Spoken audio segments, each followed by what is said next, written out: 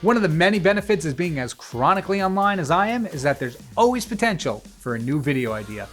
And this week, the video idea just so happened to be from this image right here. They mentioned making Ohio-based starter Pokemon, and guess what? I'm an artist who can do just that. So today we're going to be taking each of these three critters right here and turning them into starter Pokemon, giving each of them their own evolutions. Let's create some chaos!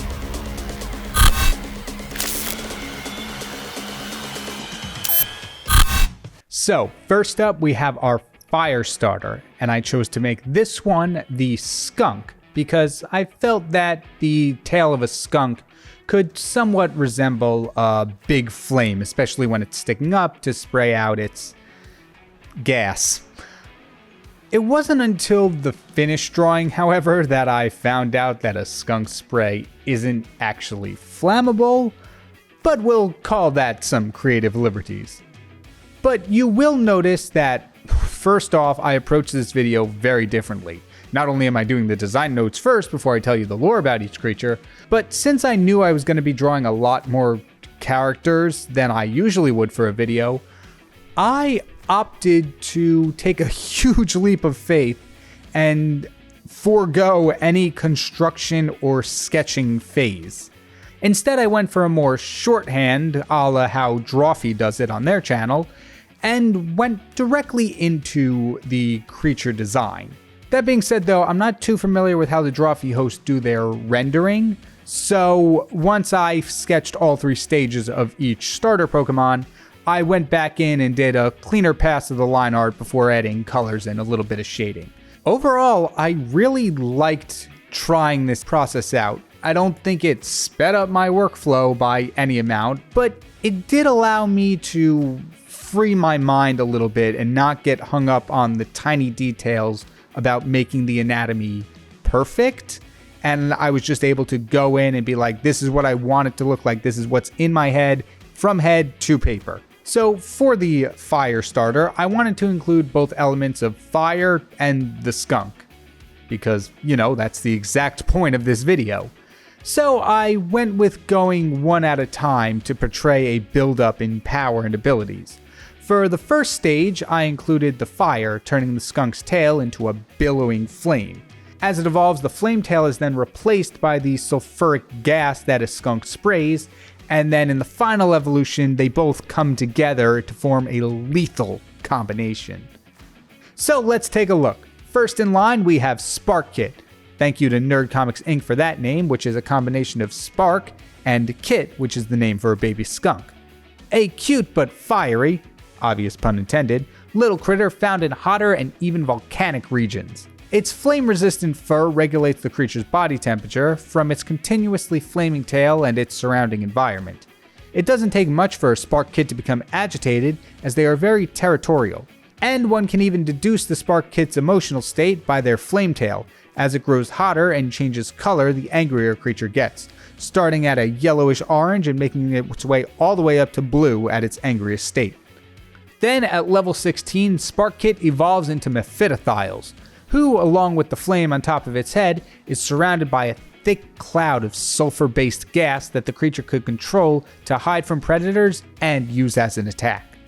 If another organic being inhales the gas, the vapor attacks the vital organs, causing immense pain. That can be treated with quick enough medical attention. However, Mephitothiles only releases the gas if it's frightened or agitated. When coming up for the name for this Pokemon, I took the family classification of skunks being Mephididae and combined it with the name of the sulfurous gas that they spew out called Thios, getting Mephitothylos, which I'm still learning how to pronounce. And finally, we have Skulfer, the final evolution at level 30. Skulfer, being a combination of sulfur and skunk, gains a second typing of poison along with its fire. And while it loses any continuous flame on its body, it gets a small igniter on its tail that it can turn on and off. It can now also exhale the sulfuric gas from its mouth that it can choose to ignite with its tail flame for a combustible AoE attack. Luckily, since their fur is fire resistant, Skulfer and any other members of its species are spared from this wide-ranged attack, as its firepower is balanced out by its lack of accuracy and precision. As such, Skullfurs can easily clear a large number of vegetation with just a single use of this attack. This is probably my favorite starter out of the 3 that I designed, but I am very biased because I've only ever chosen fire starters whenever I've played Pokemon. Not to mention that all 3 stages of this Pokemon have glowing bits, and it's no secret that I'm a fan of those. Moving on, we have our grass type starter, to which I assigned the Possum to, as I made a connection between the animal's tail and a jungle vine. Apparently, a creature's tail can easily determine what type of Pokemon type it will have. And you'll notice by now the technique I used when designing these starters and their subsequent evolutions, where I started with the first stage, keeping it as close to the normal animal as I possibly could, and then moving immediately on to the final evolution, taking the design to the extreme. From there, I would backtrack and find a happy middle ground between the two to come up with the second stage of evolution for each Pokemon. I do really like this middle stage a lot more than the first one, as I feel like it's a lot more unique between stages 1 and 2 than the first one was, but I still am happy with both. For this starter set, I focused mainly on including vegetation, go figure, and increasing the amount of plant life with each stage of evolution. I started off with a couple of leaves and grass as more physical accessories, before moving on to an almost full garment of leaves that can serve as a purpose for the creature's survival. Then, in the final evolution, I merged the possum with a Venus flytrap, just to make sure that you really should not mess with this Pokemon. In the final evolution, I also added a couple of first stage Pokemon to the creature's back, as opossums are known for carrying their babies on their back, and it is really cute to see. Although here I did make the babies a couple of little menaces. So, first up we have Grossum, the possum Pokemon. The thorns that line its tail can be used to inflict damage or grip into various surfaces, allowing Grossum to whip its tail as a defense mechanism against predators or use it to hang from trees where they like to sleep. It also screams a lot, though there's nothing special about its scream. It just kinda does that, and Pokemon scientists are still trying to figure out why. Once a Grossum reaches level 15, it evolves into a Burrodent, a ground and grass type Pokemon. It is slightly bigger than their first stage counterpart, and is covered in a full set of foliage, with a tree-like canopy of leaves attached to the creature's tail that hangs over its body constantly. Burrodents prefer to dwell in damper and darker places, and usually only come out at night, as their eyes are super sensitive to UV light, hence the constant leaf covering on their faces. The leaves on their body double as camouflage, allowing them to hide from predators by mimicking the appearance of foliage. The natural camouflage also allows Burrodents to gather in large groups without drawing any unnecessary attention to themselves.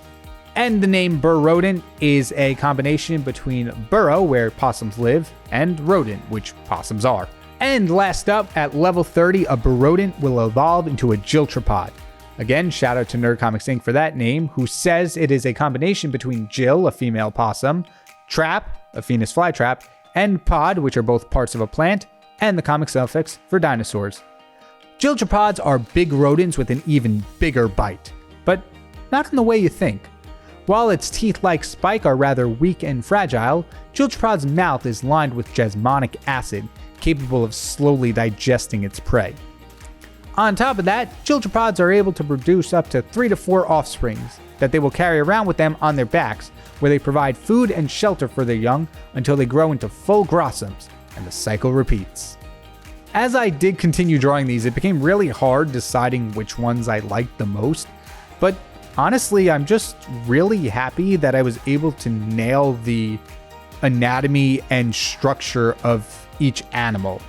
Not perfectly, but pretty well, if I do say so myself. And last, but certainly not least, we have our water raccoon, which is that way for no other reason than it was literally the only one left. I don't know if this was the hardest one to design per se, but it was definitely one where the ideas didn't immediately come to me. Unlike the first two, there was nothing about the tail on this one that I could convey its typing, so I got a little creative. As you've seen with the first stage of each of these starters, it's really just the animal with a few elements of their type added onto them. However, since I couldn't come up with any immediate connection between the shape of the raccoon's tail and something water related for this stage, I wound up literally just making it a wet raccoon, making it by far the closest to the original animal out of the three.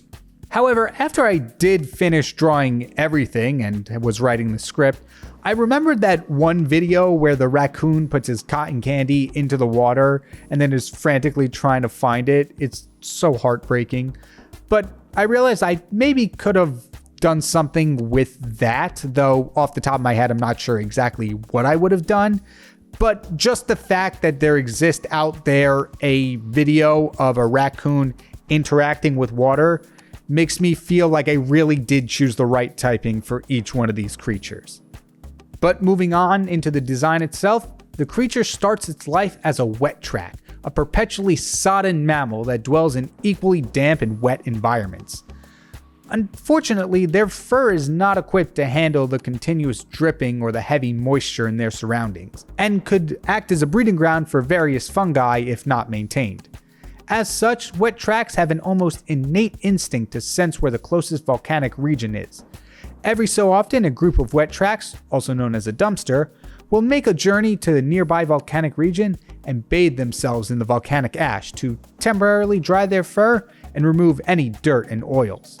However, it is common for wet tracks traveling to a volcanic region to encounter spark kits, who tend to be territorial, making their journey a dangerous one for these creatures.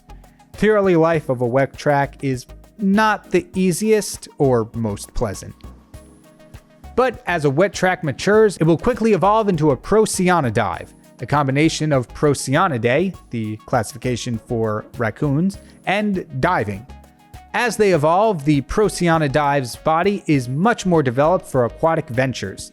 Their fur develops an oil that makes it water resistant, and they have protective film over their eyes that allows them to see underwater. However, all Procyonidives exhibit an extreme aversion to water, despite the aforementioned natural features, in addition to features on their limbs and back that keep them afloat. Scientists believe that even after evolution, Procyonidives can still remember the discomfort of having wet fur from their time being a wet track. Even though they're evolved to be aquatic creatures, most Procyonidives will avoid stepping foot into the water if it can be helped. It isn't until their final evolution that these creatures will begin to venture into the watery unknown.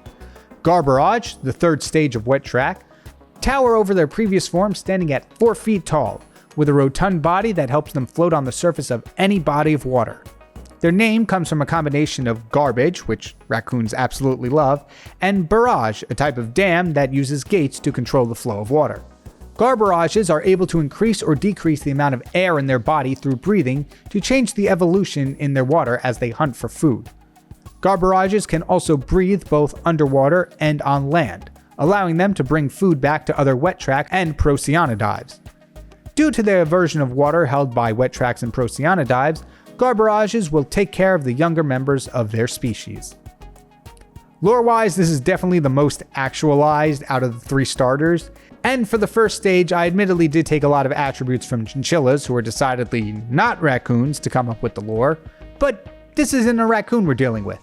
It's a wet track.